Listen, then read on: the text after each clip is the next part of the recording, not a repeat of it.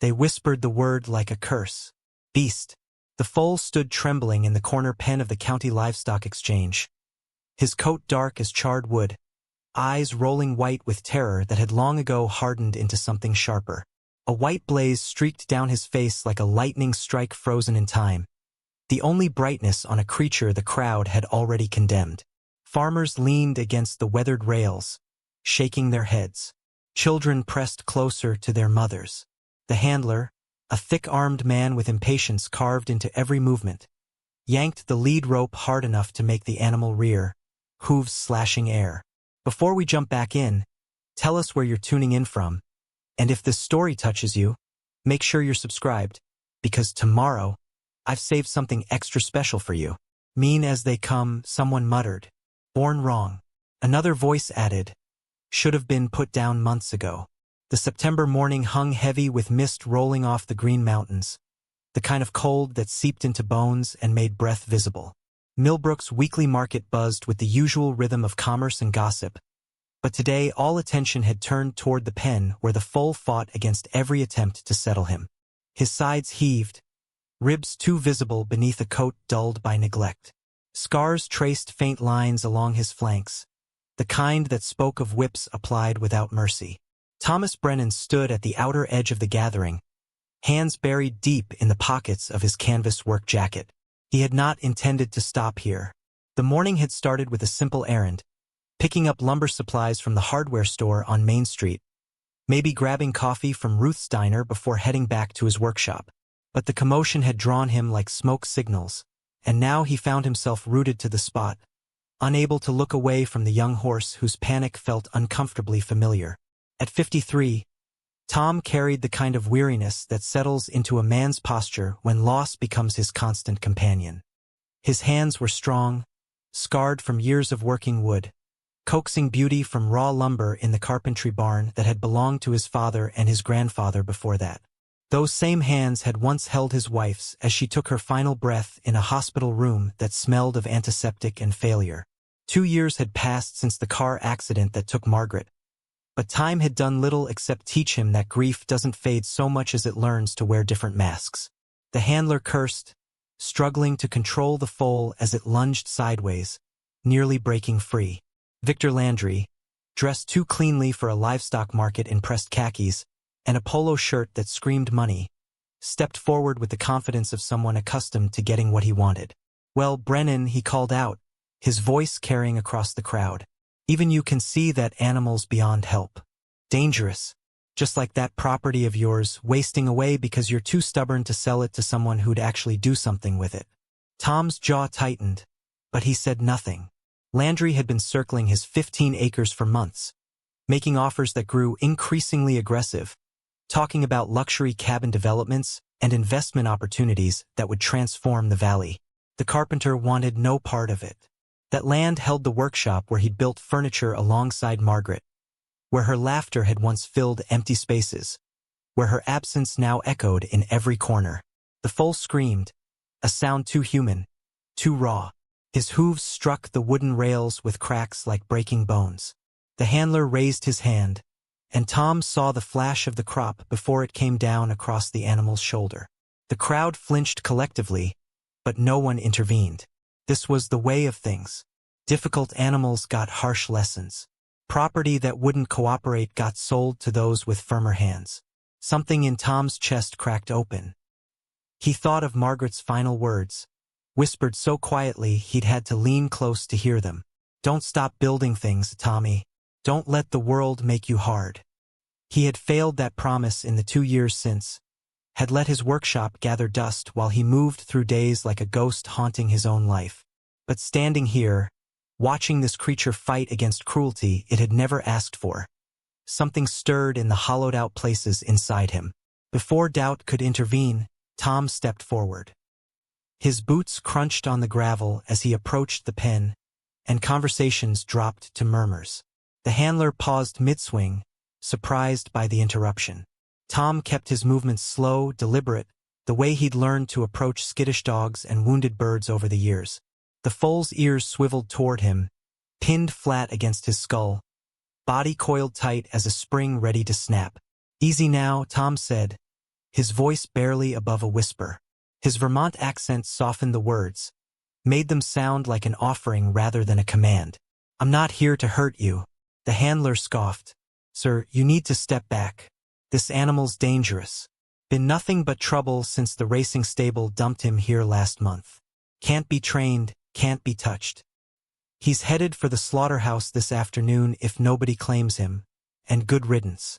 Tom's hand moved to the rail, palm down, fingers spread. The morning sun was breaking through the mist now, turning the birch trees along the property line into columns of white fire. The foal's breathing came in ragged bursts, steam rising from his nostrils. For a long moment, nothing moved.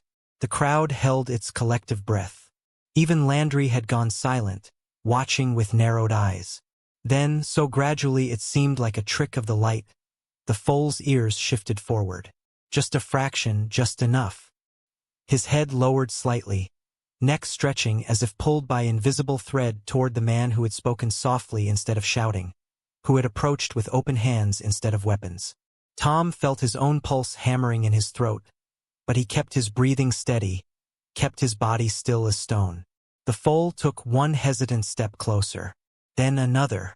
His muzzle reached toward Tom's hand, nostrils flaring wide as he tested the air between them. The white blaze on his face caught the light, making him look simultaneously fierce and fragile. Tom could see the fear swimming in those dark eyes, but underneath it, buried deep, something else flickered. Not trust, not yet, but the faint possibility of it. The memory that kindness might still exist somewhere in a world that had shown him mostly pain. Their connection lasted only seconds before the foal jerked back, spooked by some invisible threat only he could perceive. But those seconds changed everything. Tom had felt the warmth of breath against his skin, had seen past the labeled beast to the terrified young animal underneath. He straightened slowly, turning to face the handler. "How much?" The man blinked, confused. "Sir? How much for him?" Tom repeated. The crowd erupted in murmurs. Landry's laugh cut through them like a blade. "You can't be serious, Brennan. That thing will kill you before the week's out. You can barely keep your own property from falling apart. And now you want to take on a lost cause?" Tom didn't look at him. He kept his eyes on the handler, waiting. The man shifted uncomfortably, glancing at the foal, then back at Tom. 300 takes him. As is. No refunds, no complaints when he tramples you. $300. Tom thought of the commission he'd finished last week. A dining table for a couple in Burlington. He thought of the bills waiting on his kitchen counter, the repairs his truck needed, the sensible voice in his head that sounded like his late wife telling him to think this through. Then he thought of the foal's eyes, of the lightning bolt scar on his face, of the way grief can make you do reckless things that feel like the first honest choice you've made in years. "I'll take him," Tom said. The market seemed to tilt on its axis. Ruth Palmer, watching from her spot near the apple vendor, pressed her hand to her chest. Sheriff Webb, who had been preparing and narrating this story, took us a lot of time. So if you are enjoying it, subscribe to our channel. It means a lot to us. Now back to the story. And observing from his patrol car, shook his head slowly.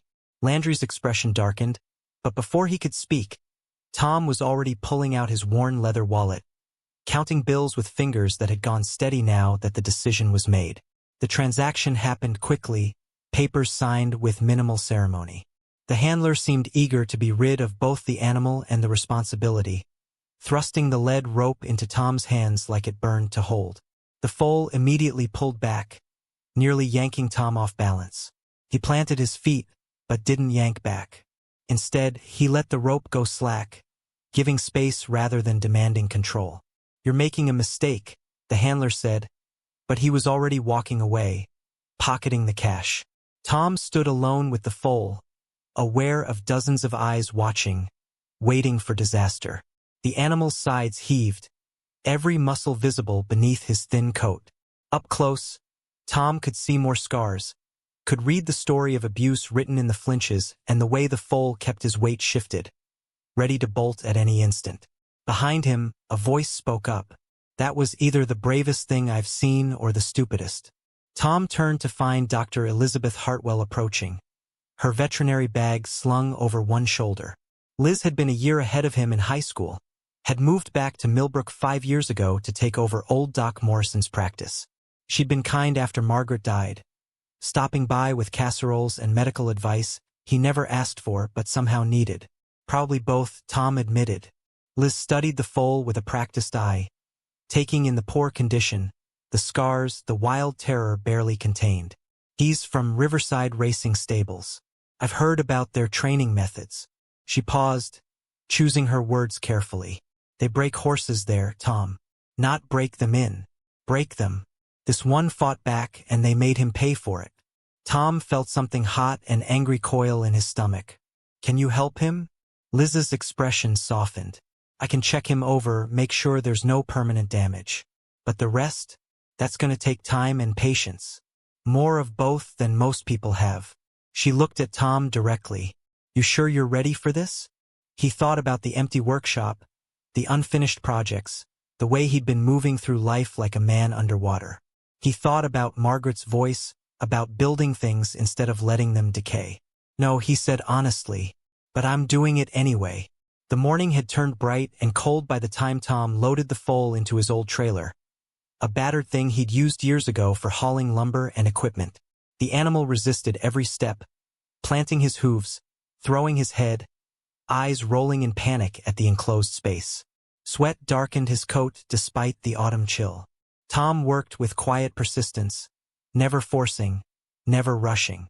He spoke in a low, continuous murmur, words that meant nothing except that he was still there, still patient, still willing to wait. Took nearly 40 minutes. By the time the foal finally stepped into the trailer, trembling violently but inside, Tom's shirt was damp with sweat and his shoulders ached from the tension of staying calm when every instinct screamed to react. The crowd had mostly dispersed, moving on to other purchases, other dramas. Only a few stragglers remained, watching with a mixture of pity and morbid curiosity. Ruth Palmer approached as Tom secured the trailer gate. She carried a paper bag that smelled of fresh bread and apples. For the road, she said simply, pressing it into his hands. And Tom? She waited until he met her eyes. Margaret would be proud of what you just did. He couldn't speak past the sudden tightness in his throat, so he just nodded. Ruth patted his arm and walked back toward her diner, her floral dress bright against the gray morning. The drive back to his property took 15 minutes along winding country roads lined with stone walls and maple trees ablaze with autumn color. Behind him, Tom could hear the foal moving in the trailer, hooves scraping, the whole structure rocking with contained panic. He drove carefully, taking curves slow, talking out loud even though he knew the animal couldn't hear him through the wind and the engine noise. It's going to be okay. We're going to figure this out together. Brennan's workshop sat on 15 acres of rolling land that backed up against state forest. The main house was a modest Cape Cod that Margaret had painted yellow, a color Tom had initially protested but learned to love because it made her happy. The carpentry barn stood 50 yards away, a post and beam structure his grandfather had built in 1947. Tom had converted the attached equipment shed into a small stable years ago when Margaret had briefly entertained the idea of keeping chickens. They'd never gotten the chickens, but the space remained, waiting. He backed the trailer up to the stable entrance, then sat for a moment in the truck's cab, hands still gripping the wheel. What had he done? He had no experience with horses beyond childhood pony rides at county fairs. His expertise lay in wood grain and joinery, in the way oak responded differently than pine, in creating furniture that would outlast its maker. This terrified animal represented everything he knew nothing about. But he'd made the commitment, signed the papers, driven home. There was no returning him now, even if Tom wanted to. He climbed out of the truck, circled to the trailer, and lowered the ramp. The foal exploded out like he'd been shot from a cannon, nearly running Tom down in his desperate bid for freedom. He bolted across the small paddock Tom had hastily fenced that morning before leaving for town, running the perimeter with wild energy, testing every board, every post, looking for escape. Tom watched from outside the fence, his heart still hammering from the close call. The foal was magnificent in his terror, all coiled muscle and desperate speed. The white blaze on his face flashed in the sunlight as he ran, over and over, wearing a track in the grass. Finally, lungs heaving, the animal stopped in the far corner, as far from Tom as the space allowed. They regarded each other across 50 feet of ground that might as well have been a canyon. This was part 1. The commitment made, the journey home, the first glimpse of just how deep the damage ran. Tom had no plan, no expertise, no guarantee this wouldn't end in disaster. All he had was a choice he'd made in a moment of recognition, seeing his own brokenness reflected in a creature the world had labeled beyond saving. He thought of Margaret, of her belief that broken things could be made beautiful again with enough care and attention. He'd spent 2 years proving her wrong by letting everything fall apart. Maybe it was time to try proving her right. The foal stood rigid in the corner, sides heaving, ready to fight or flee at the slightest provocation. Tom leaned against the fence post, settling in for a long wait. The sun climbed higher, burning off the last of the morning mist. Somewhere in the forest, a woodpecker hammered at a dead tree. The smell of apples drifted from Ruth's paper bag, still sitting on the truck seat. "Welcome home," Tom said quietly, though he knew the words meant nothing yet. Welcome home. The first night, Tom didn't sleep. He sat on the porch of his workshop, wrapped in a wool blanket that still smelled faintly of sawdust and machine oil, watching the dark shape of the foal move restlessly in the paddock. A single floodlight mounted on the barn cast long shadows across the grass, turning the animal into something that flickered between solid and ghost. Every few minutes, the foal would pace the fence line, testing the boundaries Tom had built, searching for weakness in the posts his grandfather had sunk into Vermont soil 70 years ago. The September night carried the kind of cold that hinted at the brutal winter to come. Frost would arrive within weeks, maybe days, and Tom realized with a sinking feeling that he'd taken on a responsibility he was utterly unprepared for. He knew nothing about keeping horses through mountain winters, about the feed required or the veterinary care or the 1,000 small details that separated adequate shelter from actual safety. He'd acted on impulse, on a moment of recognition that now seemed dangerously naive in the darkness. His phone buzzed in his pocket. A text from Liz Hartwell lit up the screen with clinical practicality. She'd sent links to articles about traumatized horses, about rescue and rehabilitation, about the long, slow work of rebuilding trust with animals who had learned that humans meant pain. Tom scrolled through them, the blue light harsh against his tired eyes, absorbing information that felt both overwhelming and insufficient. One article mentioned that severely traumatized horses might never fully recover, might always carry the scars of their breaking in ways that made them unsuitable for normal life. He closed the phone and stared back at the paddock. The foal had stopped pacing and stood motionless in the center of the space, head high, ears swiveling at every sound the wind carried through the birch trees. Tom understood that vigilance. He'd lived it himself for 2 years, that constant waiting for the next blow, the next loss, the inability to rest because rest meant vulnerability. Margaret had died on a Tuesday in March. She'd been driving home from visiting her sister in Burlington, taking the winding Route 100 through the mountains. The roads had been clear, the weather fine. Just another spring afternoon where nothing should have gone wrong. But a logging truck had jackknifed it on a curve, and physics had done what physics does when a small sedan meets several tons of timber traveling at highway speed.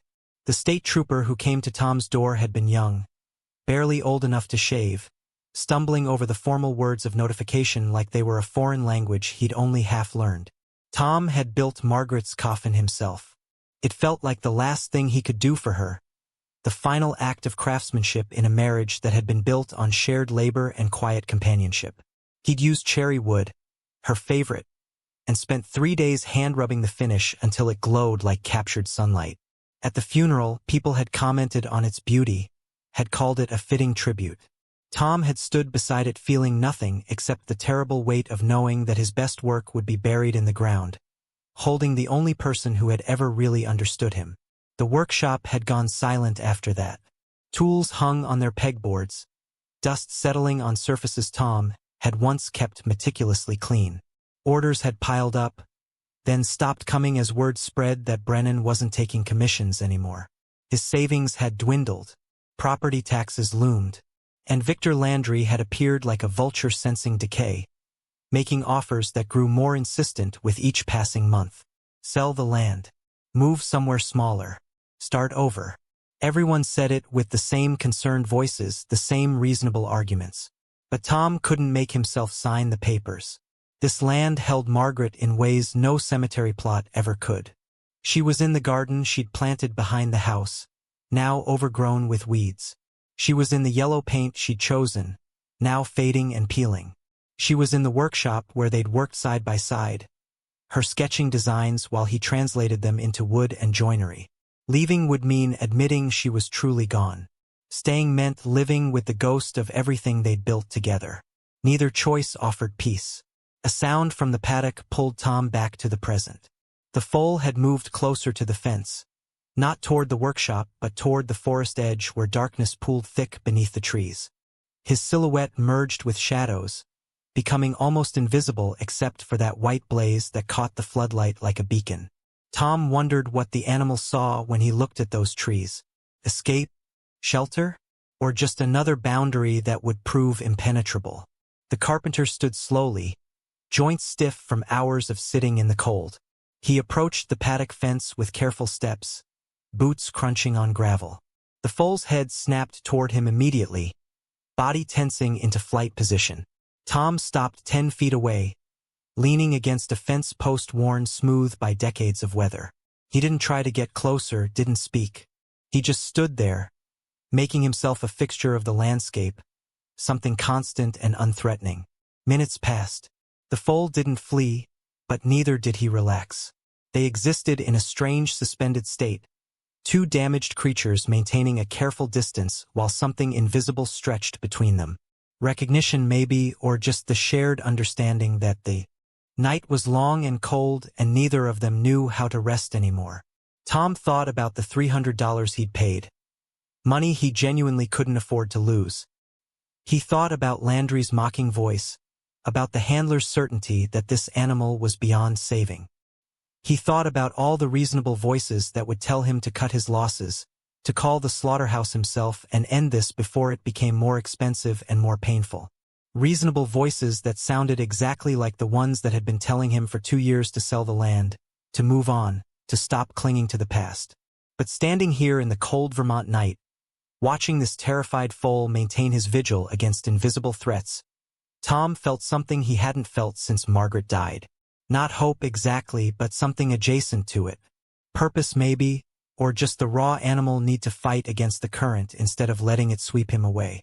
This creature hadn't asked to be broken, hadn't asked to be discarded when he proved too difficult to control. Neither had Tom, if he was honest with himself. The accident hadn't just taken Margaret. It had taken the future they'd planned, the retirement years of traveling to places they'd always meant to visit, the grandchildren they'd hoped their nephew might someday give them. It had taken Tom's identity as half of a whole, leaving him stranded in a life that no longer fit right. People talked about grief like it was something you moved through, stages you passed like highway markers. But Tom's grief felt more like weather, unpredictable and overwhelming, calm one moment and devastating the next. He'd tried to explain it once to Ruth Palmer over coffee at her diner. She'd listened with the patient kindness of someone who'd buried her own husband 20 years earlier. Time doesn't heal it, she'd said finally. You just get better at carrying the weight. Some days it's lighter. Some days it crushes you. But you keep carrying it because what else are you going to do? Tom had walked out of the diner that day feeling more alone than ever.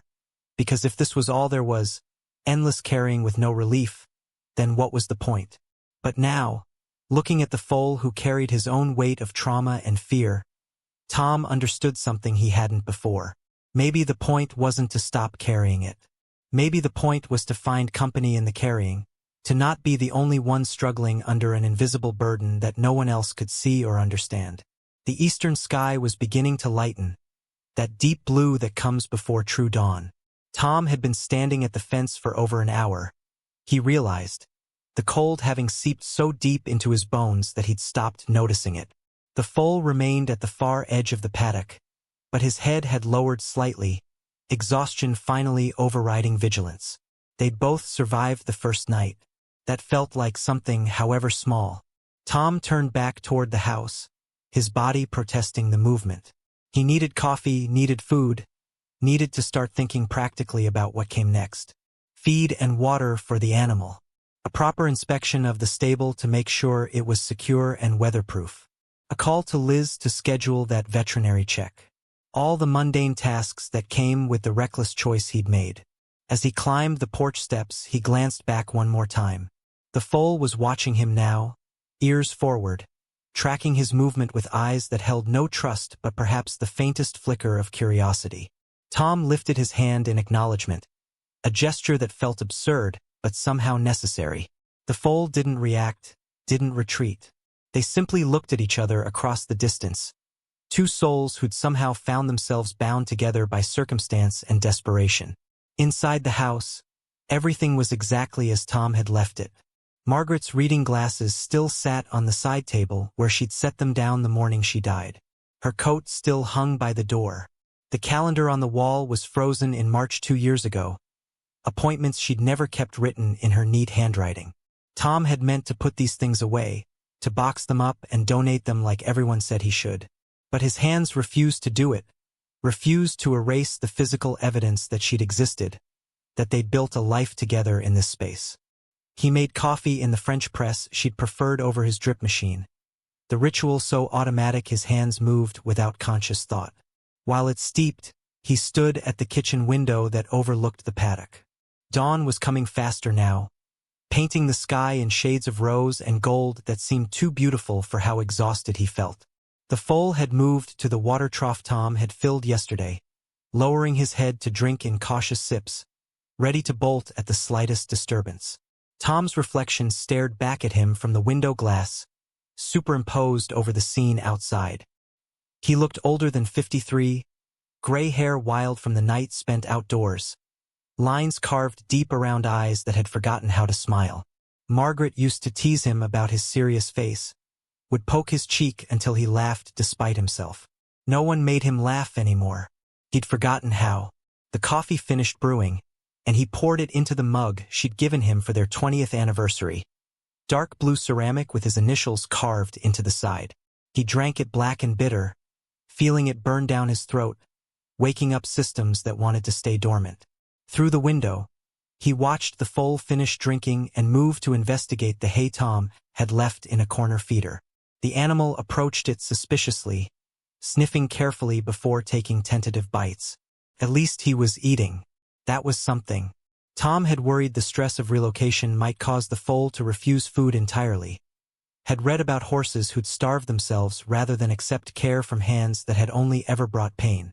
But survival instinct was proving stronger than fear, at least for now. The animal needed fuel to maintain his vigilance. Needed strength to keep fighting even when fighting seemed futile. Tom understood that too. He'd kept eating after Margaret died, though food tasted like ash. Kept paying bills. Kept maintaining the basic functions of existence even when he couldn't remember why it mattered. The body had its own logic, its own stubborn insistence on continuing even when the soul wanted to quit. Maybe that's all survival really was, the body's refusal to acknowledge what the mind had already accepted as defeat. His phone rang, shattering the morning quiet. The screen showed Liz Hartwell's name. Tom considered letting it go to voicemail, but something made him answer. "Morning," he said, his voice rough from disuse. "Just checking you're still alive," Liz replied, her tone light but concerned. "That foal didn't trample you in the night?" "We're both still here," Tom said. "He's eating." "That's good." She paused. "I can come by this afternoon if you want, do a proper examination. See what we're really dealing with." Tom felt a surge of gratitude so intense it caught him off guard. That would be helpful. They arranged a time, and after she hung up, Tom realized he was gripping the phone hard enough to make his knuckles ache. Help was coming. He wasn't doing this completely alone. The relief was profound and slightly embarrassing, a reminder of how isolated he'd become, how he'd pushed away offers of support until people stopped offering. He spent the morning preparing for Liz's visit. He cleaned the stable properly, spreading fresh straw, checking that water buckets were clean and filled. He organized the tack room that had accumulated 2 years of neglected clutter, finding old tools and supplies that might prove useful. The physical labor felt good, muscles remembering how to work, mind occupied with concrete tasks instead of the abstract weight of grief and doubt. Around mid-morning, a truck pulled into the driveway, and Tom's stomach sank. Victor Landry climbed out, all artificial warmth and predatory confidence. He wore designer jeans and spotless hiking boots, the costume of someone playing at rural living without understanding its reality. "Tom," he called out, approaching with hand extended. "Thought I'd stop by, see how you're settling in with your new project." Tom wiped his hands on his jeans but didn't shake. "What do you want, Victor?" Landry's smile tightened. "Just neighborly concern. That foal gave everyone quite a show at the market yesterday. Dangerous animal like that, well, it raises questions about liability. Insurance. What happens if he breaks through that fence and hurts someone?" Tom crossed his arms. "He's contained. Not going anywhere. For now," Landry agreed. "But these things have a way of going wrong, don't they? Animals like that are unpredictable. And when it does go wrong, when someone gets hurt or killed, you'll be facing lawsuits you can't afford. Might be easier to cut your losses now. I could make you an offer on the land that would cover your mistake and then some. Let you start fresh somewhere without all these complications." The carpenter studied the developer for a long moment, seeing past the concern to the calculation underneath. Landry didn't care about safety or liability. He cared about finding pressure points, about creating crises that would force Tom into decisions he wouldn't otherwise make. The foal was just a convenient excuse, another angle of attack in a campaign that had been going on for months. "I'm not selling," Tom said flatly. "Not to you, not to anyone. This is my land, my choice." Landry's expression hardened. "You're making this difficult for no good reason. That workshop hasn't produced anything in 2 years. You're barely scraping by. Pride is expensive, Tom.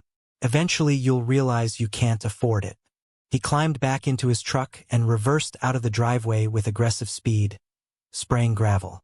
Tom watched him go, feeling anger burn through the numbness he'd been wrapped in. Landry was right about one thing. Tom was barely scraping by, had been for longer than pride alone could justify. But selling to that man would feel like surrender, like admitting that Margaret's death had broken him so completely he couldn't even hold onto the land she'd loved. In the paddock, the foal had retreated to the far corner again, agitated by the sound of Landry's truck. Tom walked to the fence, and this time the animal didn't bolt.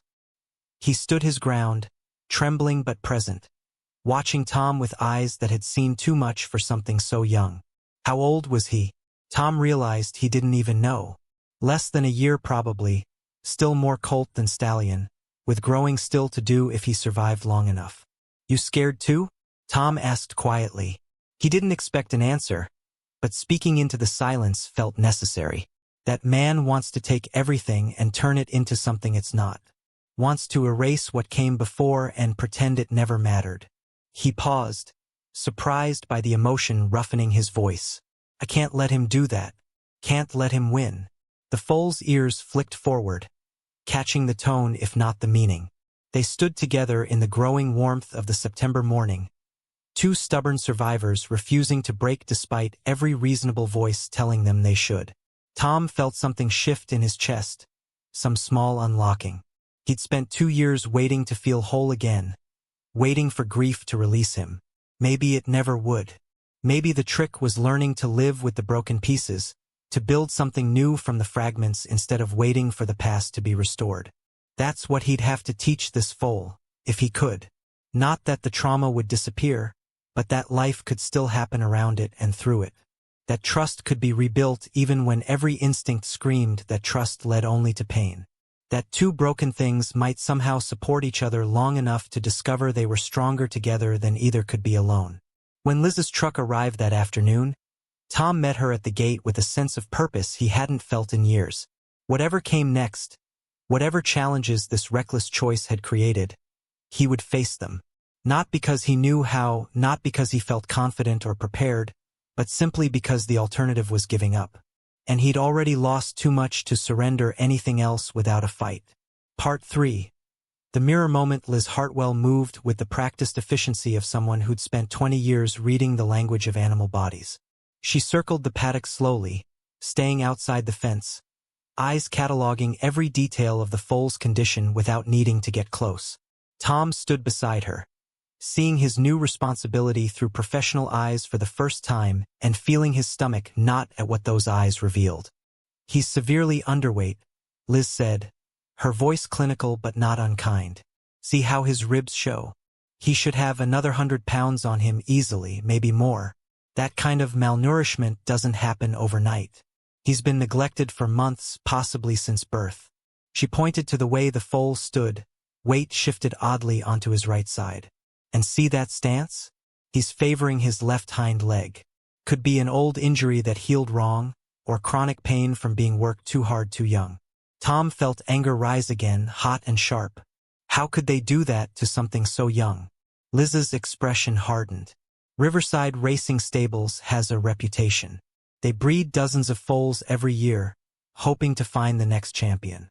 The ones who show promise get the expensive training. The ones who don't or who resist the breaking process, they get the violence. It's cheaper than patience. She paused, watching the foal watch them.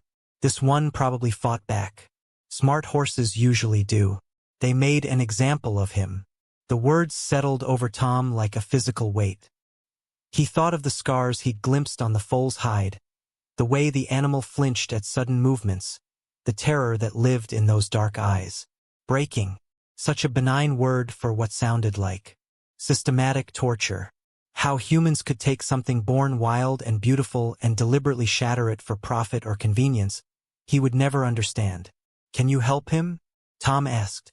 Liz was quiet for a long moment, still observing. "Physically? Probably. The malnutrition is reversible with proper feed. The leg I'll need to examine more closely, but if it's just soft tissue damage, rest and time can work wonders." She turned to face Tom directly. "But the psychological damage? That's harder. Horses have long memories, Tom. The ones who've been brutalized don't forget. You're looking at months of work, maybe years, before he trusts enough to be handled safely. And there's no guarantee it'll ever happen completely." Tom absorbed this, watching the foal graze in cautious snatches, head jerking up between bites to check for threats. "I don't need guarantees," he said. "I just need to know it's possible." "Anything's possible," Liz replied. "But you have to go into this with open eyes. That animal has been taught that humans equal pain. Every interaction you have with him, he's waiting for the moment you prove him right. You'll need patience most people don't have. One wrong move, one moment of frustration where you react harshly, and you'll undo weeks of progress." Tom thought about his own therapy sessions after Margaret died, the ones the grief counselor had insisted on. How she talked about triggers and setbacks, about how healing wasn't linear, how you could feel fine one day and completely destroyed the next. How patience with yourself was the hardest skill to learn. "I understand," he said quietly. They spent the next hour discussing practical matters. Feed schedules and supplements to address the malnutrition. The importance of consistent routine to build security. Warning signs of colic or other emergencies. Liz wrote everything down on a pad she pulled from her veterinary bag, her handwriting quick and precise. Tom tried to absorb it all, feeling overwhelmed but grimly determined. "I'll need to examine him properly," Liz said finally. "But that's not happening today. He's too stressed and we'd just traumatize him more. Give it a week. Let him settle into the new environment. Once he's eating regularly and showing signs of relaxation, even small ones, we can try a closer inspection." She looked at Tom seriously. "In the meantime, just be present. Don't try to touch him, don't try to force interaction. Just exist in his space consistently and calmly. Let him learn that you're part of the landscape and you're not a threat." After Liz left, Tom sat on an overturned bucket near the paddock fence, far enough away to not be threatening but close enough to be seen. The afternoon sun slanted golden through the birch trees, painting everything in shades of amber. The foal ignored him pointedly, grazing at the opposite end of the enclosure, but Tom noticed the animal's ears occasionally swiveling in his direction, tracking his presence even while pretending indifference. Tom pulled out his phone and opened the photos he'd been unable to delete. Margaret smiled at him from dozens of frozen moments. Their wedding day, both of them impossibly young. Her 50th birthday party. laughing with cake frosting on her nose. Last Christmas, wrapped in the quilt her grandmother had made, drinking cider by the fire. Each image was a small knife to the chest, but Tom made himself look anyway, made himself remember she'd been real and solid and here. He'd spent 2 years trying not to look, trying to pack away the memories because they hurt too much. But sitting here watching this traumatized foal, Tom realized that avoiding pain didn't make it disappear. It just grew in the dark places, fed by neglect and fear until it became something monstrous. Maybe healing required looking directly at the wound, acknowledging it, letting it exist without letting it consume everything. You know what it's like, don't you? Tom said softly to the foal. To have something ripped away so violently you can't make sense of the world anymore. The animal's ears flicked toward him, then away. To be so scared of being hurt again that you can't imagine letting anyone close. The foal moved slightly closer, not toward Tom but toward the water trough near his position. Tom held very still, barely breathing, as the animal drank. From this distance he could see details he'd missed before. The way dried mud caked the foal's lower legs. The places where his coat grew in different directions around old wounds. The wariness in every muscle, coiled tight even in the simple act of drinking. When the foal finished and raised his head, water dripping from his muzzle, their eyes met. Tom felt something pass between them in that moment, some wordless recognition that transcended species and circumstance. They were both broken, both carrying wounds that had healed badly or not at all, both trying to survive in a world that seemed designed to keep hurting them. The difference was that Tom had chosen his isolation.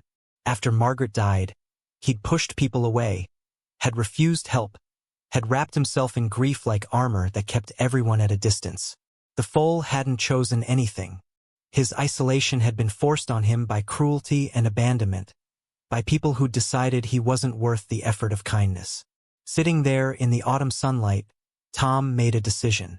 Not a grand declaration or a dramatic vow, but a quiet internal shift. He would show this animal what the world had stopped showing him.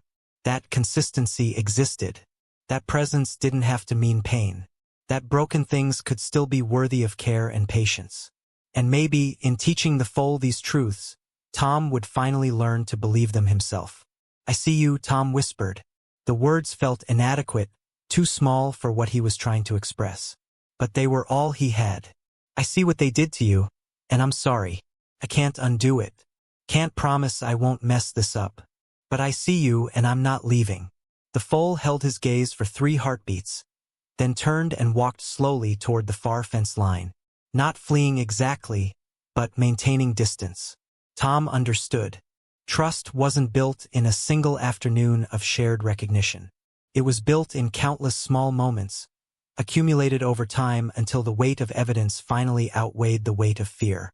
He stood, joints protesting from sitting too long in one position, and walked toward his workshop. The building stood quiet and dusty, tools hanging on walls like artifacts in a museum dedicated to a life he'd abandoned.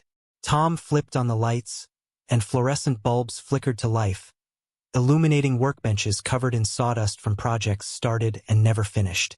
A rocking chair sat half-assembled in the corner, commissioned by a young couple expecting their first baby. Tom had started it 3 months before Margaret died, had put it aside during her final hospitalization, and never picked it up again. The wood had waited patiently, joints glued but unfinished, spindles carved but unsanded. Looking at it now, Tom felt shame burn through him. That couple had probably given up waiting, had bought something mass-produced from a furniture store instead. He ran his hand along the chair's back, feeling the grain beneath his palm. Cherry wood like Margaret's coffin. He'd chosen it for durability and beauty, for the way it would darken with age into something rich and warm. All that potential frozen in time because he'd been too lost in grief to complete what he'd started.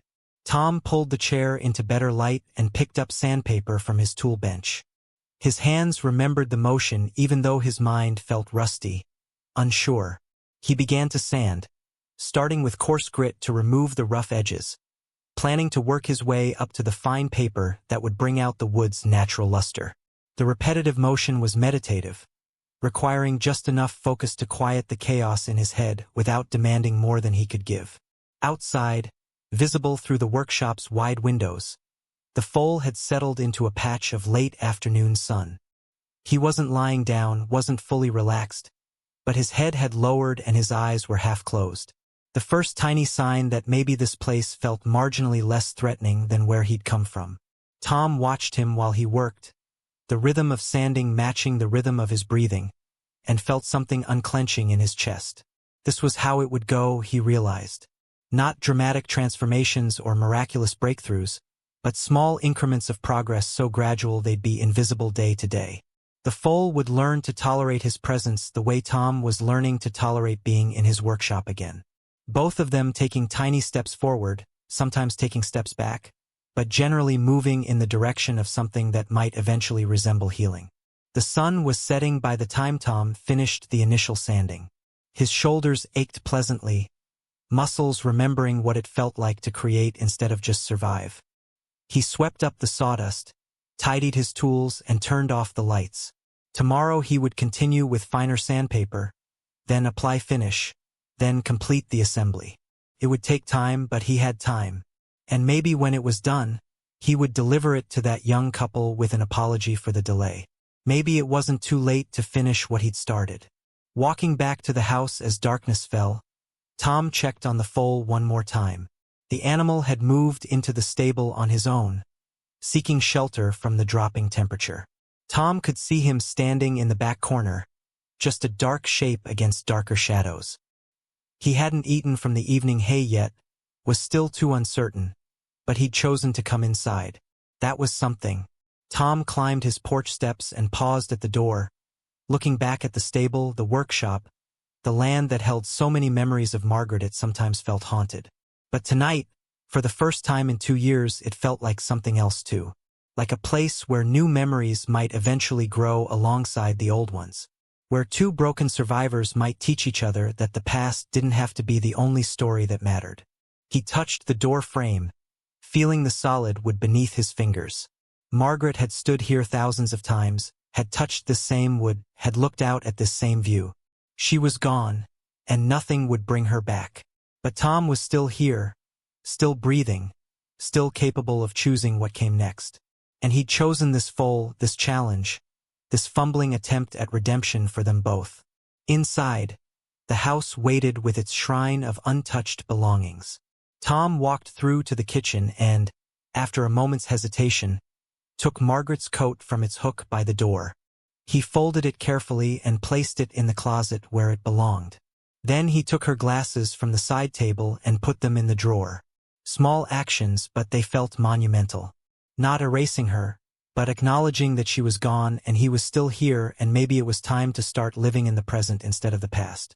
That night, Tom slept in his own bed for the first time in months instead of falling asleep in his chair. His dreams were restless, full of horses with lightning bolt faces and Margaret's voice calling from somewhere he couldn't reach. But when he woke at dawn, the first conscious thought wasn't the crushing weight of what he'd lost.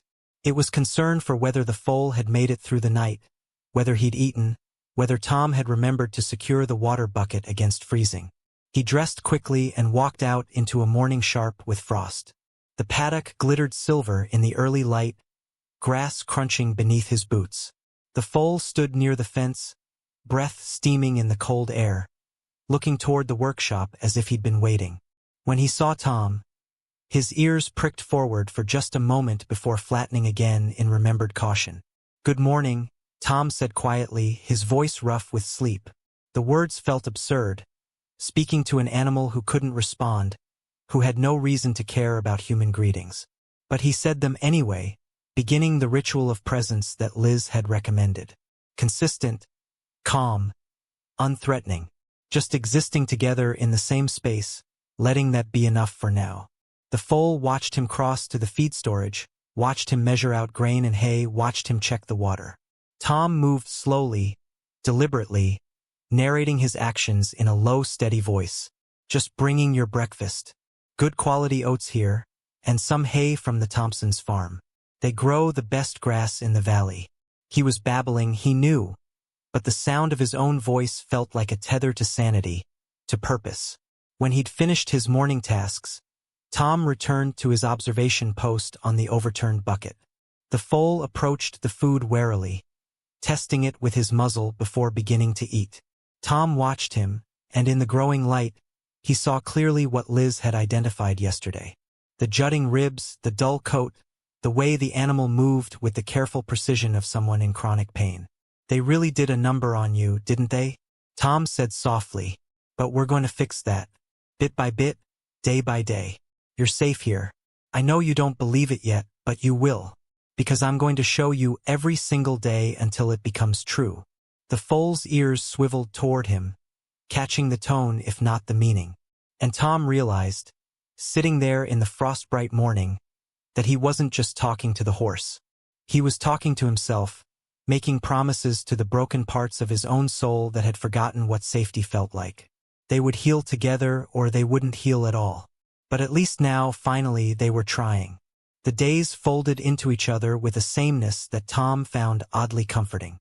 Each morning he woke before sunrise, pulled on work clothes that smelled of sawdust and coffee, and walked through the cold Vermont air to check on the foal. Each morning the animal stood in the same position near the back of the stable, watching Tom's approach with eyes that calculated distance and escape routes. Each morning Tom spoke the same quiet greeting, performed the same tasks, and settled into the same observation post to simply exist in parallel with this creature who trusted nothing. On the fourth day, something changed.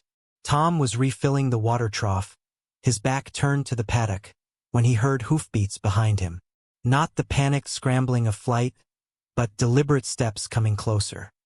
He froze mid-pour, water splashing over his boots, afraid that any sudden movement would shatter whatever fragile curiosity had prompted this approach. The foal stopped 3 feet away.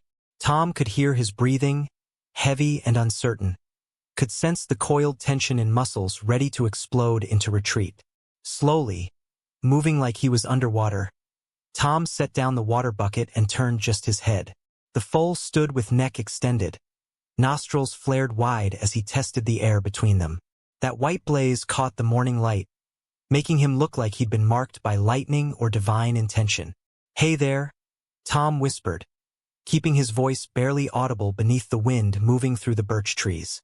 His heart hammered against his ribs hard enough to hurt. This was the closest they'd been since the market, since that first impossible moment when the foal had stretched toward his open hand. Tom wanted desperately to reach out again, to bridge the remaining distance, but every instinct told him to wait. Let the animal choose. Let it be his decision. The foal took another half-step forward, then another. His muzzle came within inches of Tom's shoulder, breath warm against fabric. Tom held himself rigid, barely breathing, aware that he was probably supposed to do something, supposed to have some expertise about what this moment required. But he had nothing except intuition and hope, so he stayed motionless and let the foal conduct his investigation. The animal sniffed along Tom's shoulder, his neck, the side of his face. Tom could see individual eyelashes, could count the small scars around the foal's muzzle where a bit had been used too harshly. This close, the evidence of abuse became impossible to ignore. Whoever had owned him before hadn't just failed to care for him properly. They'd actively hurt him repeatedly, systematically. The knowledge made Tom's hands curl into fists at his sides, rage and helplessness churning in his gut. Then the foal did something that stopped Tom's breath entirely. He lowered his head slowly, deliberately, and pressed his forehead against Tom's chest. Not hard, not demanding, just resting there with the full weight of his skull against Tom's sternum. The gesture felt ancient somehow, like a ritual of submission or trust that predated language. Tom's vision blurred with tears he hadn't felt building. His hands lifted of their own accord, hovering on either side of the foal's head, not touching but wanting to. The animal didn't retreat. His eyes had closed, breath evening out into something that almost resembled peace. Tom made a decision then, moving with glacial slowness, and set his palms gently on either side of that dark face. The foal's hide was warm beneath his hands, the bone structure delicate despite the animal's growing size. He could feel the pulse of blood beneath skin, the living proof that they were both here, both surviving despite everything that had tried to break them. "I got you," Tom breathed. "I swear to you, nothing's going to hurt you here." The words were a vow, a prayer, a promise he had no business making because he couldn't control the world, couldn't guarantee safety in a universe that had already proven itself arbitrary and cruel. But he meant them anyway, meant them with every scarred piece of his battered heart. They stood that way as the sun climbed higher, painting the frost-covered grass in shades of gold and rose. Tom's arms began to ache from holding the same position, but he didn't move. This moment was too precious, too fragile. It felt like standing at the edge of something vast and important, like witnessing the exact instant where possibility became real. Eventually the foal stirred, lifting his head and stepping back. His eyes opened, and for the first time Tom saw something in them besides fear.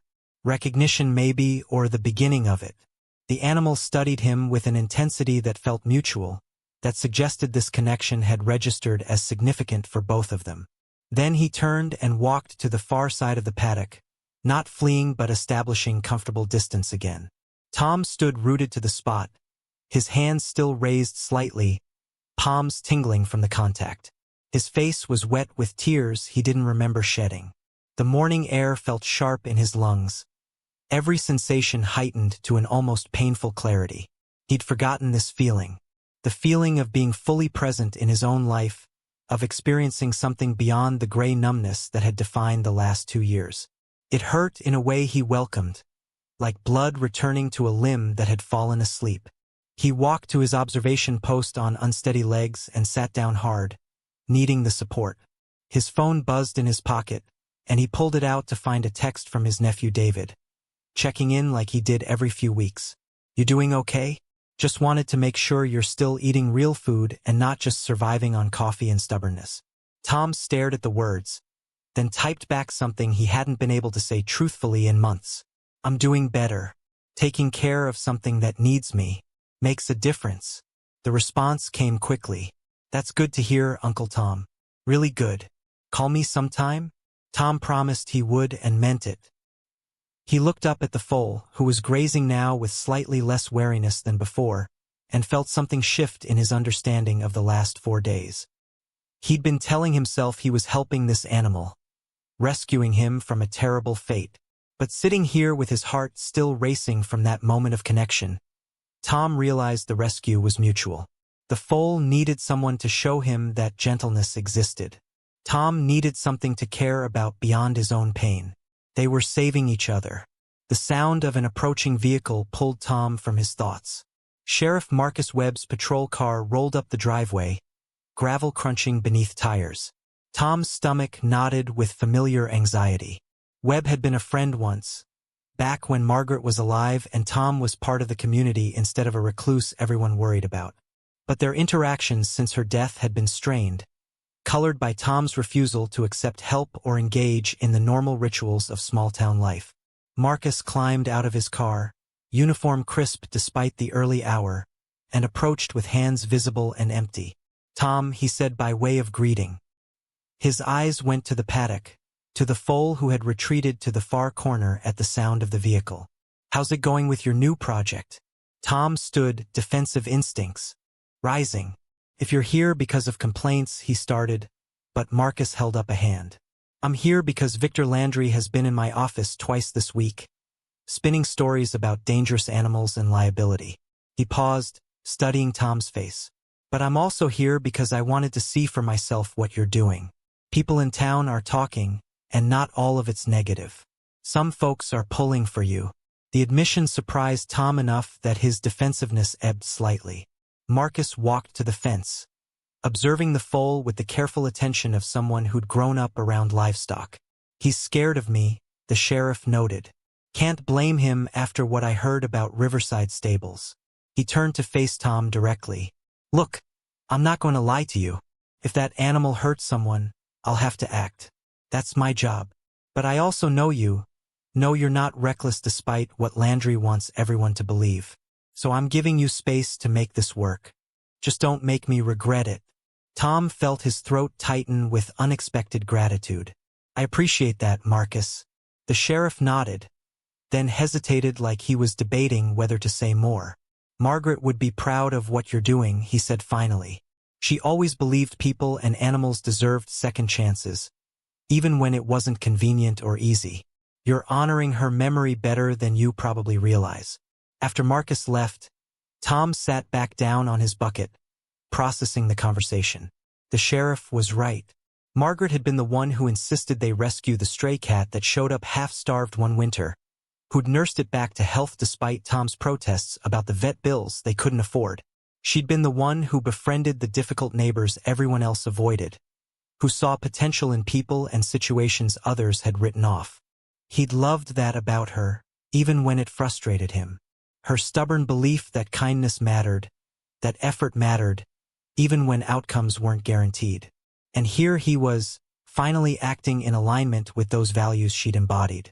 Taking on something difficult and uncertain because it was the right thing to do, not because it made practical sense. The realization brought fresh tears, but these felt different. Not the crushing weight of grief, but something gentler. Connection to her, to the principles they'd shared, to the life they'd built before it was so brutally interrupted. The foal had gradually moved closer again during Tom's conversation with the sheriff, drawn perhaps by curiosity about the familiar human voice. Now he stood at mid-distance, ears forward, watching Tom with what might have been interest.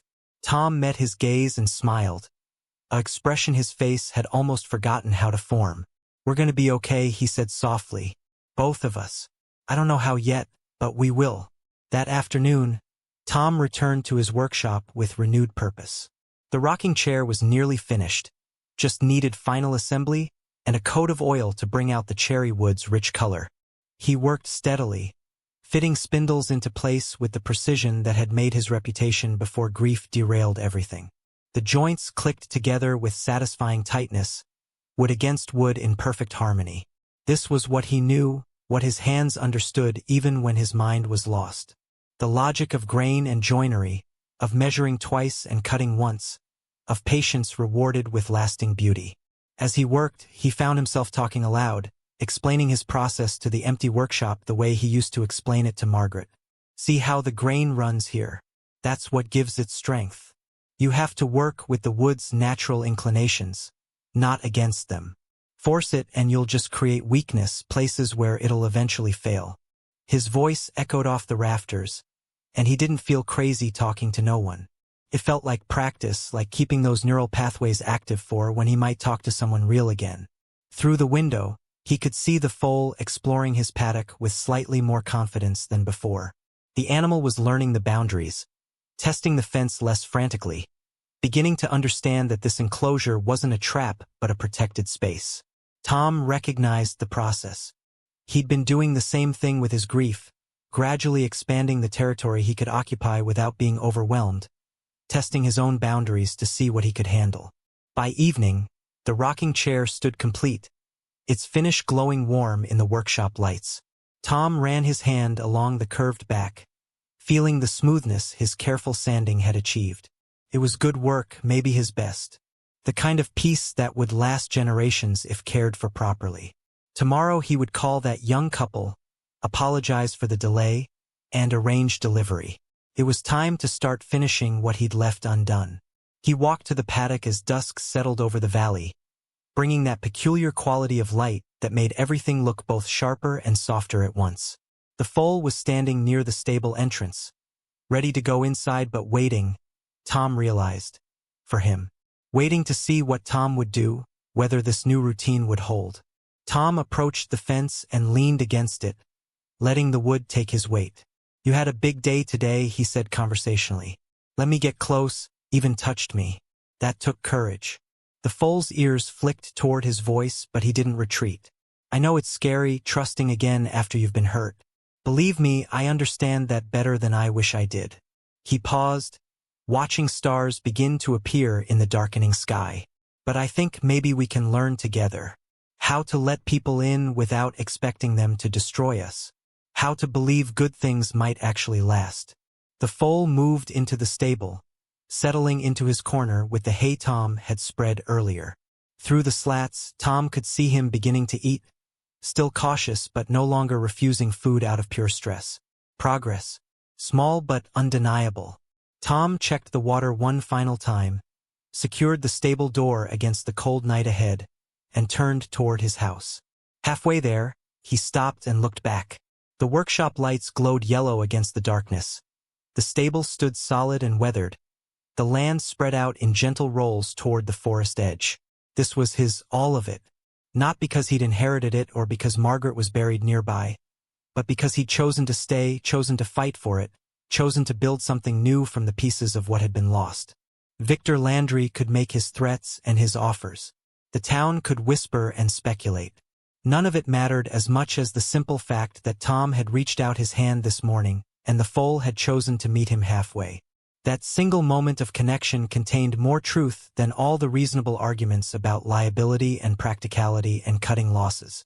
It was proof that broken things could still recognize each other, could still choose to try despite every past experience warning them not to. Inside the house, Tom made himself dinner for the first time in weeks instead of just eating whatever came from a can or a drive-through bag. Nothing fancy, just eggs and toast. But he sat at the table to eat it instead of standing at the counter. He even turned on the radio, letting music fill the silence that had grown so heavy. Small acts of returning to life, of choosing participation over mere existence. That night he slept deeply, dreamlessly, waking only once to the sound of wind in the trees. He got up to check the window that overlooked the paddock, saw the stable standing secure against the weather, and went back to bed with the kind of peace he'd thought was lost forever. Tomorrow would bring new challenges, new moments of doubt and difficulty. But tonight, in the quiet darkness of rural Vermont, a man and a horse were both resting a little easier, having learned that day that trust was still possible, that connection could still happen, that the weight of trauma didn't have to be the only story either of them carried. The foal had reached for him. Tom had reached back. Everything else would unfold from that simple exchange, that mutual risk taken in the frostbright morning when two damaged souls decided that maybe, just maybe, they didn't have to face their healing alone. 3 weeks passed in the rhythm Tom had established. Each dawn brought the same ritual of checking on the foal, measuring feed, replacing water, and spending unhurried hours simply being present. The animal had begun to anticipate his arrival, waiting near the fence line instead of retreating to the far corner. They developed an unspoken language of proximity and distance, the foal determining how close felt safe on any given day, Tom respecting whatever boundary was established without pushing. The weather turned properly cold as October deepened into November.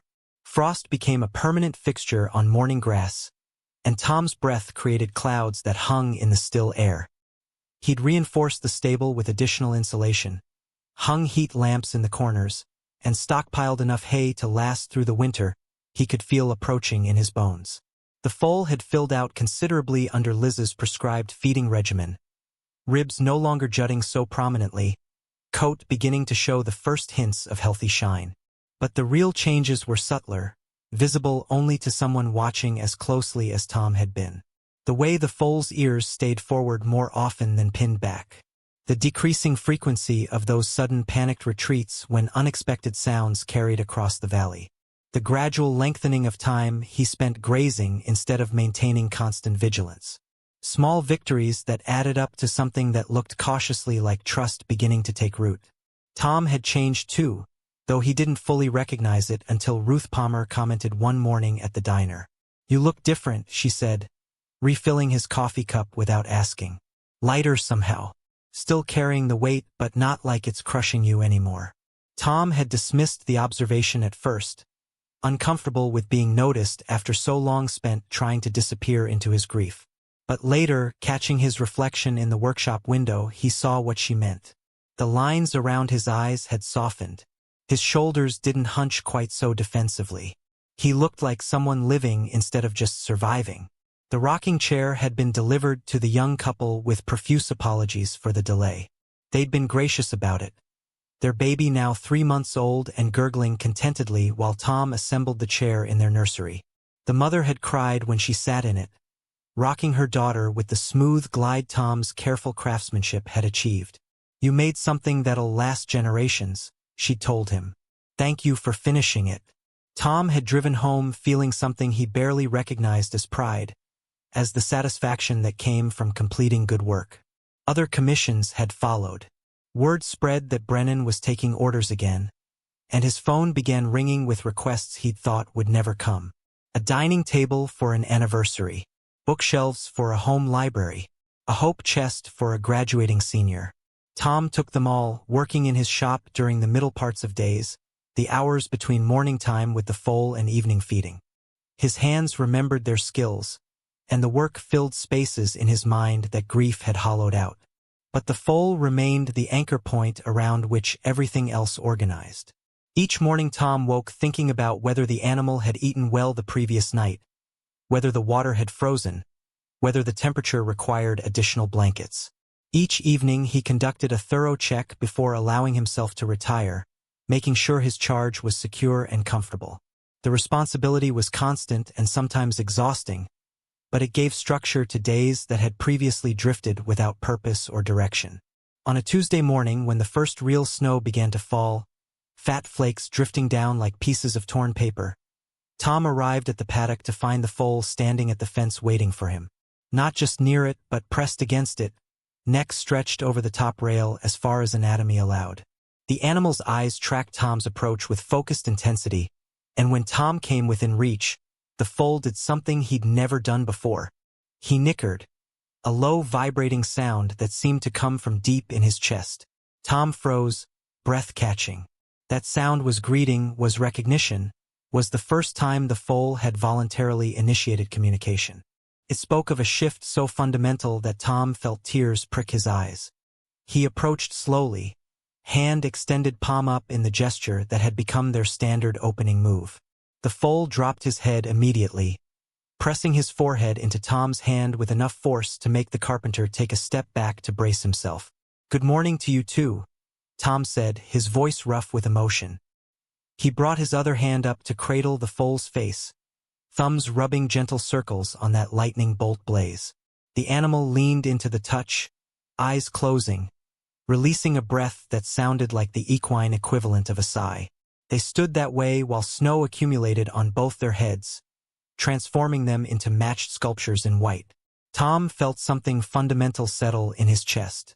This was why he'd bought the foal, why he'd spent $300 he couldn't afford and weeks of patient waiting. Not for this exact moment necessarily, but for the proof that patience mattered, that consistency could overcome trauma, that beings damaged by cruelty could still learn to accept kindness. The foal had chosen to trust him. Really trust him, not just tolerate his presence. The distinction felt enormous. "I need to give you a proper name," Tom murmured, still holding the foal's head in both hands. "Can't keep calling you the foal forever." The animal's ears flicked forward at the sound of his voice. "What do you think? Something that honors what you've survived but doesn't define you by it."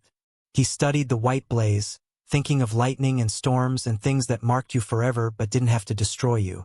"What about Stryker? For that lightning bolt you wear. For the way you've fought to survive." The foal, Stryker, pulled back slightly to look at Tom with eyes that seemed almost cognizant of the significance of being named.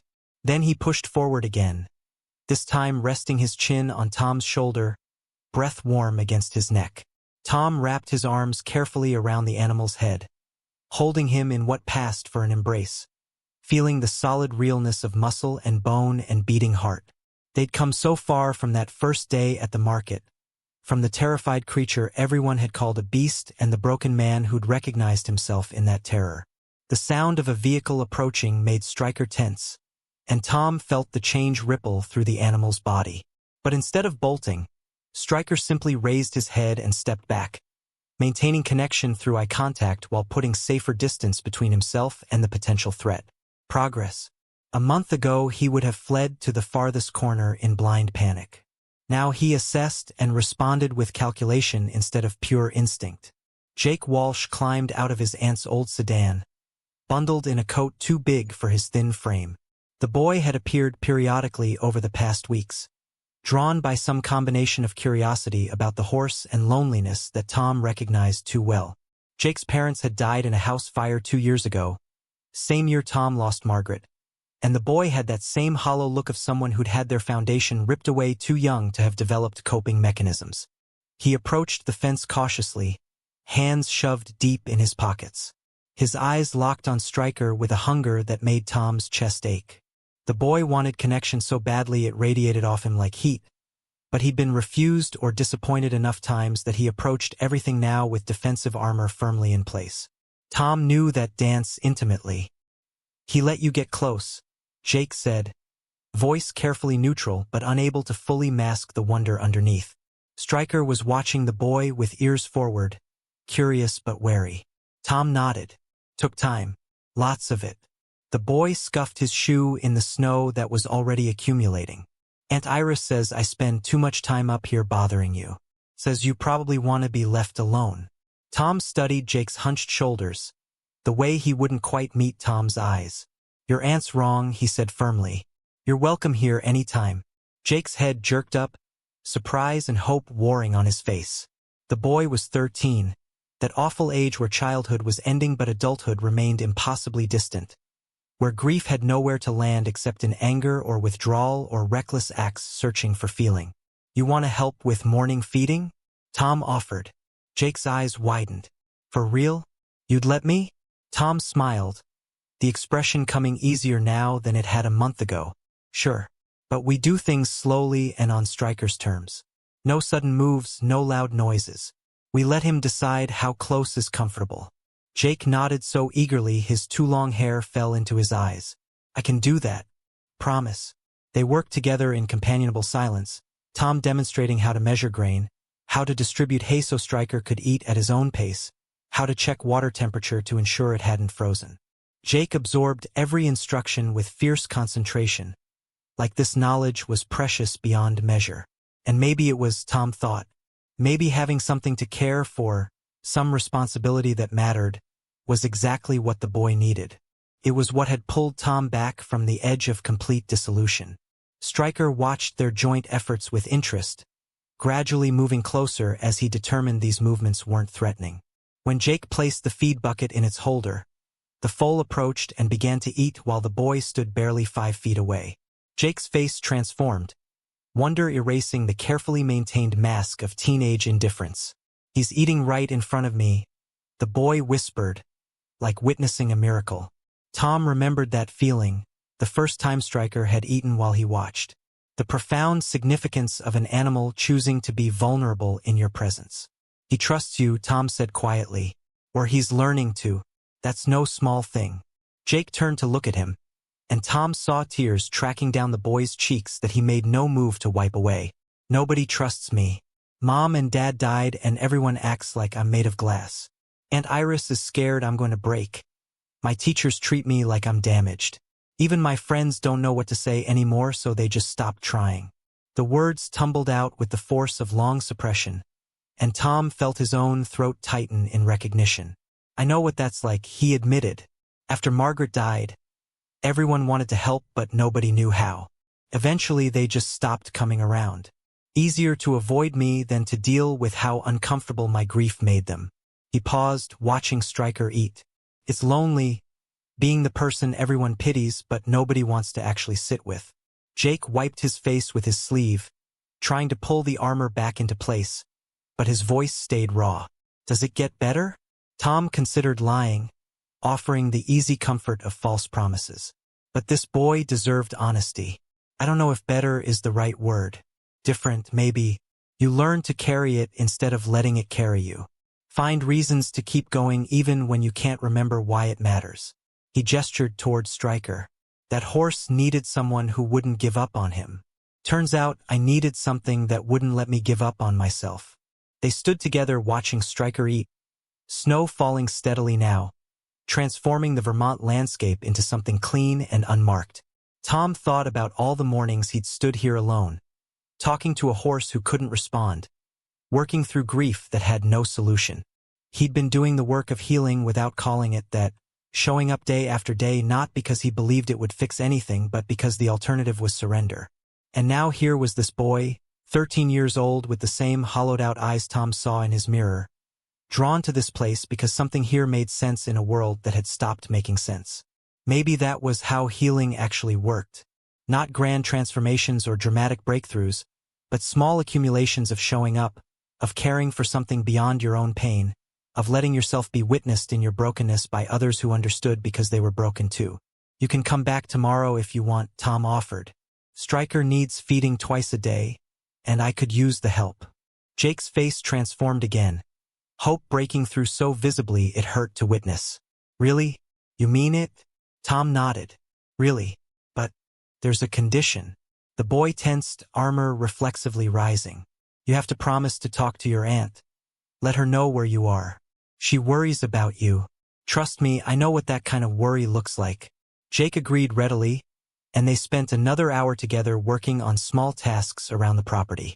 Tom showed him how to check fence posts for stability, how to distribute weight properly when stacking hay bales, how to read Stryker's body language to know when he was relaxed versus alert. The boy absorbed everything with desperate attention, asking questions that revealed he'd been thinking about horses and care and responsibility for longer than he'd probably admit. When Jake's aunt arrived to collect him, a frail woman in her 70s who looked perpetually exhausted, Tom walked out to speak with her. Mrs. Walsh, he began, and saw her tense defensively. Jake's been a real help this morning. I'd like him to come back regularly if that's all right with you. The woman's face cycled through confusion and suspicion before landing on something that might have been cautious relief. He's not bothering you? He's been so difficult lately, so angry all the time. Tom shook his head. He's grieving. Comes out different in everyone. But having something to care for, something that needs him, that might help. It's helped me. Iris Walsh studied him for a long moment, taking in his face, his posture, the way he stood straighter than he apparently had in months if her expression was any indication. Ruth Palmer mentioned you seemed better lately. I can see she was right. She glanced toward Jake, who was saying goodbye to Stryker through the fence. If you think he can help and it's not too much burden on you, then yes. Please, I don't know what else to do for him. After they left, Tom stood in the falling snow watching their car disappear down his driveway. He hadn't intended to take on a grieving teenager in addition to a traumatized horse. Hadn't wanted the responsibility or the emotional exposure that came with letting people into his carefully isolated world. But standing here now, he couldn't regret it. Jake needed this place the way Tom needed Stryker. They were all rescuing each other in various configurations, all learning that healing was less about individual triumph and more about building networks of mutual support. The afternoon brought Liz Hartwell for Stryker's first real veterinary examination. She'd given him the promised weeks to settle, and now moved through her assessment with practiced efficiency while Tom held Stryker's lead rope. The foal was nervous but didn't panic, accepting her touch with trembling tolerance that spoke to how far he'd come. Liz examined teeth, listened to heart and lungs, palpated legs, and checked hooves with thorough attention. His weight gain is excellent, she announced, straightening up. You've done a remarkable job with his nutrition. The leg I was worried about seems to have healed well. Probably was just soft tissue damage that needed rest. She ran her hands along Stryker's shoulders, feeling the muscle development. Honestly, Tom, this is some of the best rehabilitation work I've seen. You should be proud. Tom felt warmth spread through his chest at the praise, but deflected it with characteristic self-deprecation. I just did what you told me to do. Liz gave him a look that suggested she saw through the deflection. No, you did more than that. You gave him consistency and patience. Most people would have given up by now, declared him too difficult and cut their losses. But you stuck with it. She patted Stryker's neck affectionately. This horse is lucky he found you. After Liz left, Tom led Stryker through a short walk around the property, letting him explore beyond the paddock under supervision. The foal pranced in the snow, head high, seeming to take genuine joy in the novel experience. Tom laughed, actually laughed, at the sight of this animal who'd been so broken just weeks ago now playing like the young horse he actually was. The sound of his own laughter startled him. When was the last time he'd made that sound? He couldn't remember. They walked to the edge of the forest where birch trees stood like white sentinels guarding the darkness beyond. Stryker paused there, nostrils flaring as he tested the wild scents carried on the wind. For a moment Tom wondered if the foal would bolt, would seize this opportunity to escape into the freedom of unmarked territory. But Stryker just stood investigating, then turned back toward the barn of his own accord, as if declaring that captivity with kindness was preferable to freedom with uncertainty. The symbolism wasn't lost on Tom. He'd felt the same pull, the temptation to abandon the difficult work of healing and just disappear into grief's wilderness. But he'd chosen to stay, to build the fence of routine and responsibility that kept him contained but safe. Maybe that was wisdom, knowing when boundaries were protection rather than prison. That evening, after Stryker was settled for the night, Tom sat in his workshop with a new commission spread across his bench. A cradle this time, ordered by a couple expecting their first child in spring. Tom studied the plans, thinking about new life and fresh starts, and how every generation arrived into a world marked by others' tragedies, but not defined by them. This baby would be born into a family that didn't know Margaret, would grow up in a world where Tom's grief was just background history rather than consuming present reality. The thought didn't bring pain the way it once would have. Instead, it brought perspective. His loss was profound and real, but it wasn't the only story being written. All around him, life continued with its messy, complicated beauty. People fell in love and had babies and built houses and planted gardens. Horses learned to trust again. Teenage boys found temporary refuge in caring for animals. And broken carpenters slowly pieced themselves back together by showing up every morning to feed a creature who'd needed them just as much as they'd needed him. Tom began to work on the cradle, his hands steady and sure. Outside the workshop windows, snow continued to fall, covering everything in silence and whiteness. Stryker was safe in his stable. Jake would return tomorrow morning, eager and healing in his own way. The wood beneath Tom's hands would become something beautiful and functional, something that would hold new life with the strength his craftsmanship provided. Margaret was still gone. That fact hadn't changed and never would. But Tom was still here, still breathing, still building things that mattered. And somehow, impossibly, that was starting to feel like enough. Not happiness exactly, not yet, but something in the neighborhood of hope. Something that looked like a future he could imagine inhabiting instead of just enduring. He worked late into the night, the workshop warm from the wood stove, the only sounds his tools against wood and the wind outside. When he finally stopped and looked at what he'd created, he saw the beginnings of something sturdy and good. Tomorrow he would add more. Day by day, piece by piece, the cradle would take shape. Just like his healing, just like Stryker's trust, just like Jake's slowly returning ability to hope. Tom turned off the lights and walked through the snow to his house, pausing to check on Stryker one final time. The foal was lying down in the straw, resting peacefully in the warmth of the stable Tom had prepared for him. He didn't even lift his head at Tom's approach, didn't startle or flee, just kept resting, secure in the knowledge that he was safe here. Tom stood in the cold watching the steady rise and fall of Stryker's breathing, and felt profound gratitude wash through him. Gratitude that he'd stopped at the market that day. Gratitude that he'd reached out his hand despite every reasonable voice telling him not to. Gratitude for the courage it took to try again after being broken, to risk connection after trauma had taught you that connection meant pain. They'd both taken that risk. Both reached across the space that separated them and chosen to try. And while nothing was guaranteed, while setbacks and difficulties surely awaited them, they'd already proven something important. That reaching toward each other was possible. That trust could grow even in soil poisoned by cruelty and loss. That sometimes the bravest thing you could do was simply extend your hand and hope someone else would meet you halfway. Tom walked to his house through snow that had finally stopped falling, leaving the world clean and quiet and full of possibility.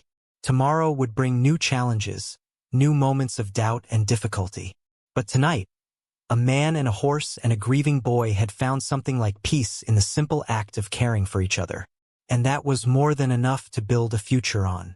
Winter arrived in earnest the week before Thanksgiving, bringing temperatures that turned the valley into a crystalline landscape of ice and frozen breath. Tom woke each morning to window panes etched with frost patterns that looked like feathers or ferns, delicate artwork created by cold that would melt away with the sun's arrival. The ritual of caring for Stryker had expanded to include Jake, who appeared most mornings before school, bundled in layers against the cold, eager to help with feeding and mucking stalls. The boy had transformed over the weeks, losing some of that defensive anger that had armored him against the world. He talked more now, sharing stories about school and his aunt and the quiet ache of missing parents who would never see him grow up. Tom listened the way he wished someone had listened to him in the early months after Margaret died, without trying to fix anything or offer platitudes that diminished the weight of loss. Sometimes witnessing was enough. Sometimes just being present while someone spoke their pain into existence was the only help that mattered. Stryker had continued to flourish under their combined care. His coat had developed a sheen that spoke of proper nutrition and reduced stress. The wariness never fully left his eyes, probably never would, but it had been joined by something else. Contentment maybe, or at least the absence of constant vigilance. He'd learned that this barn meant safety, that these humans brought food and fresh water and gentle hands instead of pain. The lessons of trauma ran deep, but new experiences were slowly writing a different story over the old one. On the Saturday before Thanksgiving, Tom loaded Stryker into the trailer with an ease that would have seemed impossible 2 months ago. The foal walked up the ramp with only minor hesitation, trusting that wherever Tom was taking him wouldn't involve the kind of terror he'd known at Riverside Stables. Jake sat in the truck's passenger seat, vibrating with barely contained excitement. They were headed to the Millbrook Harvest Festival, the town's annual celebration that marked the end of growing season and the beginning of winter's long hold. Tom had initially refused the invitation from the festival organizers. The idea of putting Stryker on display, of subjecting him to crowds and noise and potential triggers, seemed like cruelty disguised as community building. But Ruth Palmer had worn him down with persistent logic. People need to see what love and patience can do, she'd argued. That horse was written off as worthless, and now look at him. Let folks witness the transformation. It might change how they see other situations they've given up on. The festival grounds occupied a field on the edge of town, bordered by the white church steeple that had stood since before Vermont was a state. Booths lined makeshift pathways, selling everything from apple cider to hand-knit scarves. The smell of wood smoke and roasting chestnuts filled the air, mingling with the sharper scent of evergreen boughs used for decoration. Children ran between adults' legs, high on sugar and the freedom of a weekend morning. Tom's stomach knotted with apprehension as he backed the trailer into the space the organizers had designated. Jake helped him set up a small demonstration area, nothing fancy, just a roped-off section where people could observe Stryker from a safe distance. The foal emerged from the trailer with head high, nostrils flaring as he processed the overwhelming sensory input. Tom kept a hand on his lead rope, speaking in the low, steady voice that had become their anchor point. "You're all right. We're just visiting. Nothing here will hurt you." The crowd that gathered was smaller than Tom feared, but larger than he'd hoped. Familiar faces from town, people he'd known before grief turned him into a recluse. They kept their distance initially, responding to Tom's clearly posted signs requesting quiet voices and no sudden movements.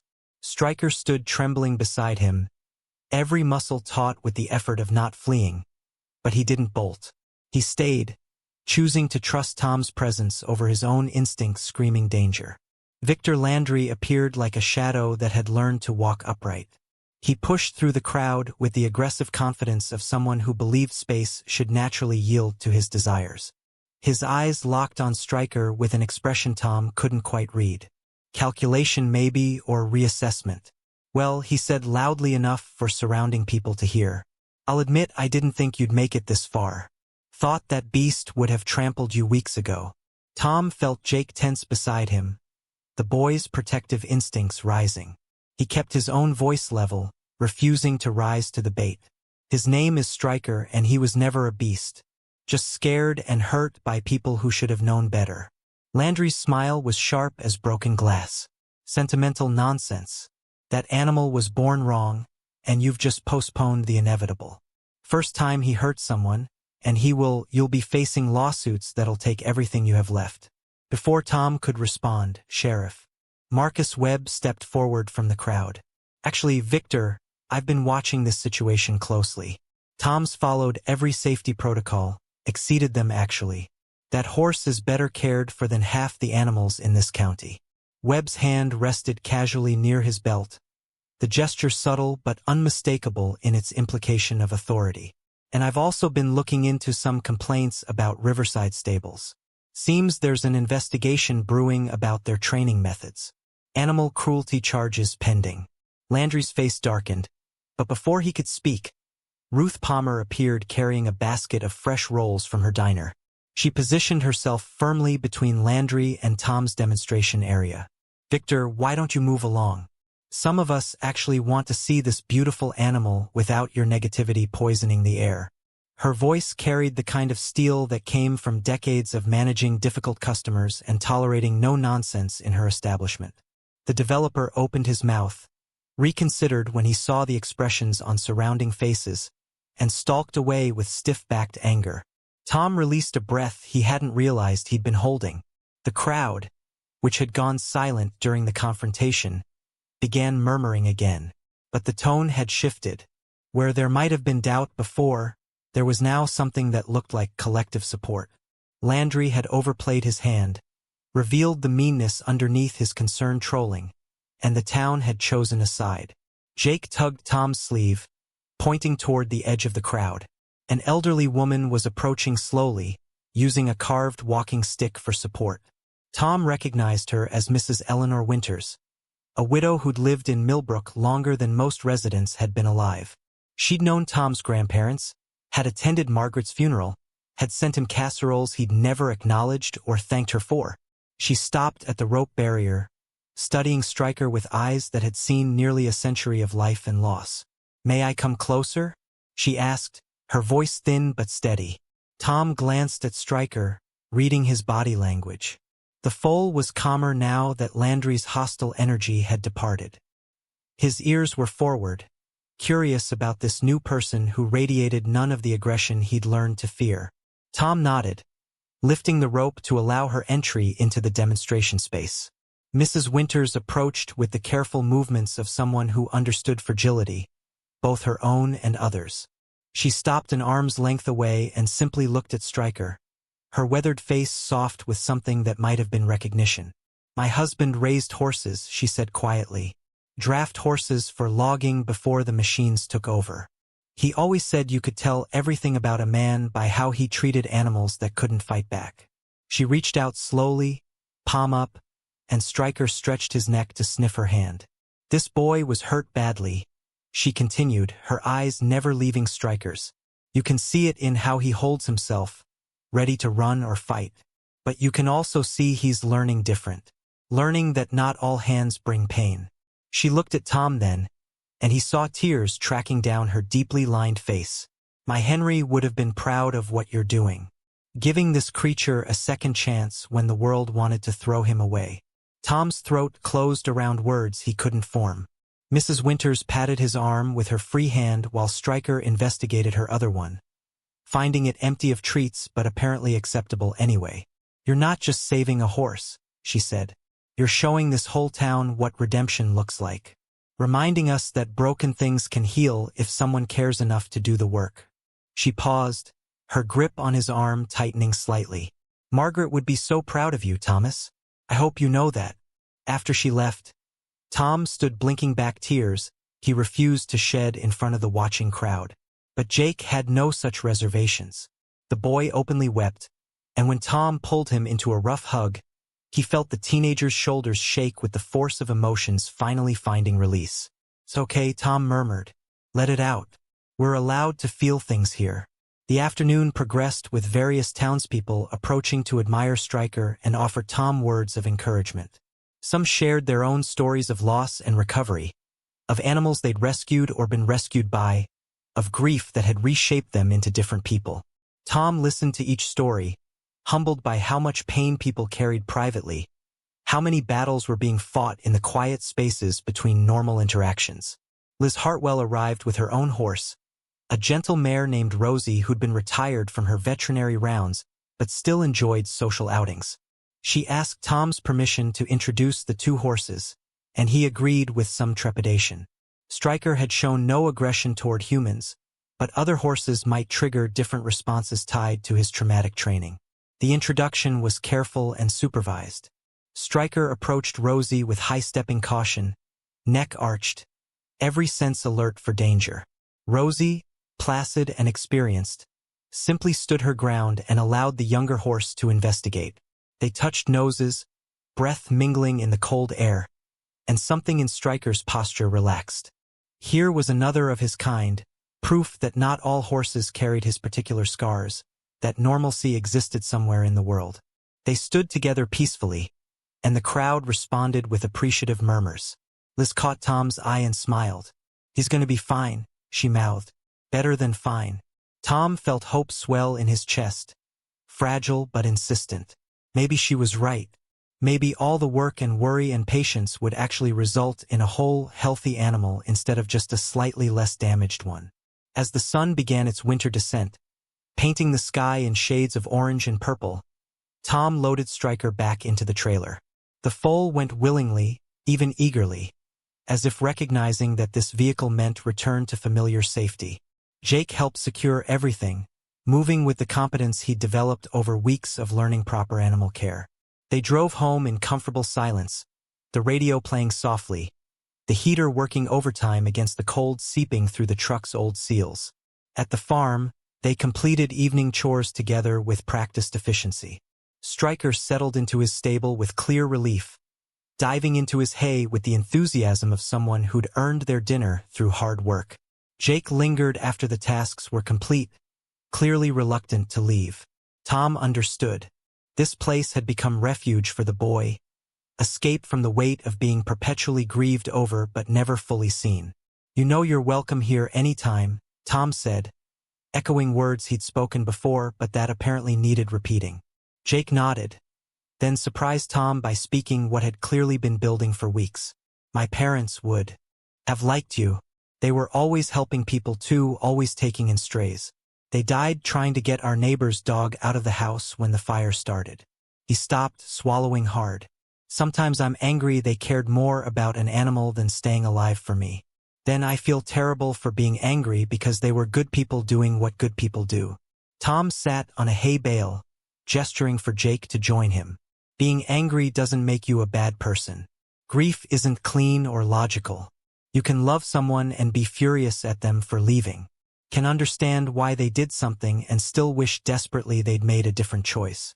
He thought about Margaret, about the completely random accident that had stolen her, about how he'd raged at her for weeks after she died even though she'd done nothing wrong.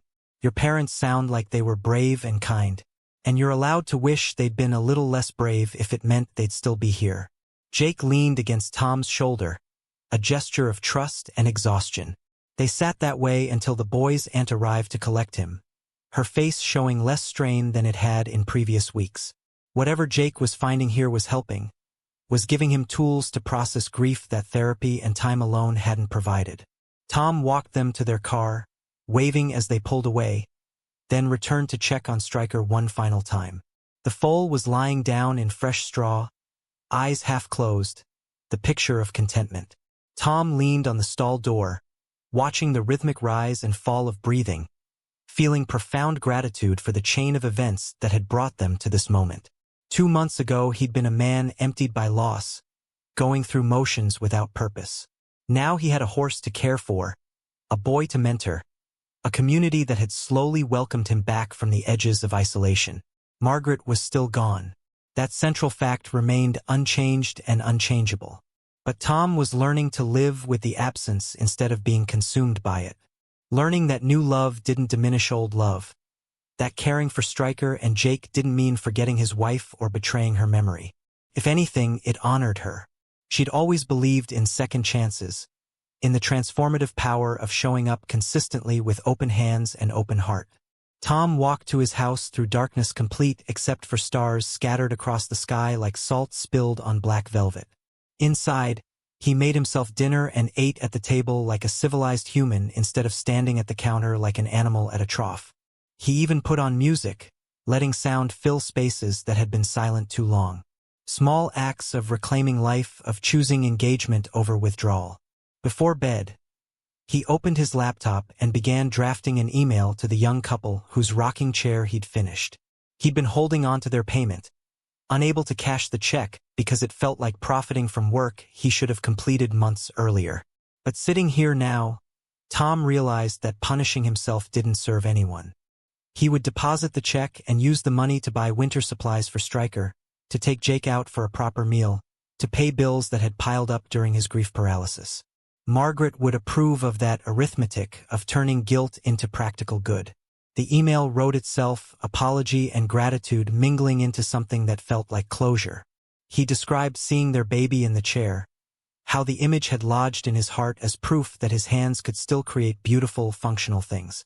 He thanked them for their patience, for not giving up on him when he'd essentially given up on himself.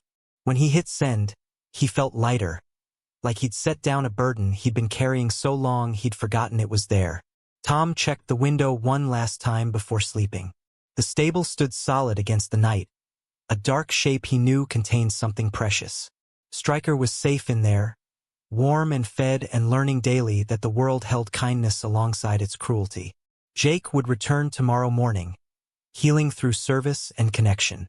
And Tom would be here to facilitate both, to hold space for recovery that benefited everyone involved.